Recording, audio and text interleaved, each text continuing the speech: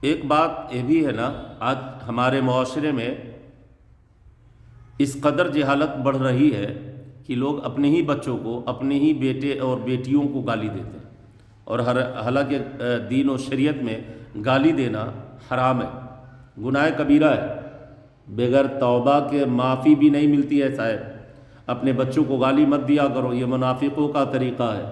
محبوب خدا صلی اللہ علیہ وسلم نے فرمایا لعنت ہے جو اپنے بچوں کو تان بان کرے، ہے نا، سختی کے ساتھ۔ آپ اپنے بچوں کو تانا دیں تو بھاگ جاؤ، مر جاؤ، دفع ہو جاؤ۔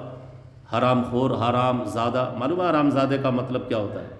نہیں سمجھے آپ؟ مطلب یہ لڑکا غیر طریقے سے، ہے نا، پیدا ہوا، کسی غیر مرد سے وجود میں آیا، جسے زنا کہتے ہیں نا، بدفعلی سے، یعنی بغیر نکاح کے۔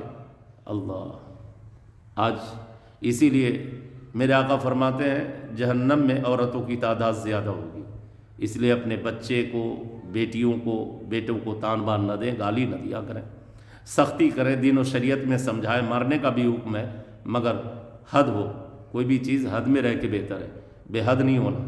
اور دین و شریعت کے خلاف آپ جائیں گے تو پھر یوں ہی تباہی ہے نا، پھر بچے وفادار نہیں ہوں گے آپ کے، خدا را۔ اسی لیے میری بہنوں، میری ماؤں، اپنے بچوں سے جو تربیت آپ کے ہاتھوں میں ہے وہ دین و شریعت کے طریقے پہ کریں، دینداری کے ساتھ، شریعت مصطفی کے ساتھ اسے محبت سے سمجھائیں، بتائیں، اور پھر انہیں نمازی بنائیں، تان بان نہ دیں۔ جی۔